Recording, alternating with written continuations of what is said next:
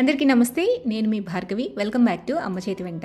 ఈరోజు వీడియోలో హోటల్లో మీకు ఎక్కడ దొరకని నాటు బగారా రైస్ అలాగే చికెన్ కర్రీని ఎలా తయారు చేసుకోవచ్చో చూపిస్తున్నాను. జస్ట్ ఒకే ఒక్క పచ్చి మసాలా నూరి పెట్టుకుంటే చాలండి, ఈ రెండు రెసిపీస్ని తయారు చేసేసుకోవచ్చు అనమాట. ఇంట్లో ఏదైనా స్పెషల్ అకేషన్స్ ఉన్నా, లేకపోతే సండే స్పెషల్గా నాన్ వెజ్తో మంచి గుమ్మాయించే రెసిపీ తయారు చేసుకోవాలనుకున్నా, ఆర్ ఫ్రెండ్స్ ఫ్యామిలీ మెంబర్స్తో బయట పిక్నిక్ కానీ గార్డెన్ పార్టీస్ కానీ ప్లాన్ చేసుకున్నా ఇలా సింపుల్గా తయారు చేసేసుకుని తీసుకెళ్ళిపోవచ్చు, లేదా అక్కడే మీరు వండుకోవచ్చు కూడా. సూపర్ అంటే సూపర్ టేస్టీగా ఉంటుంది. మన పల్లెల్లో పెళ్ళిళ్ళకి వడ్డించే మంచి చికెన్ గ్రేవీ రెసిపీ, అలాగే సూపర్ స్పెషల్ బగారా రైస్ అనమాట.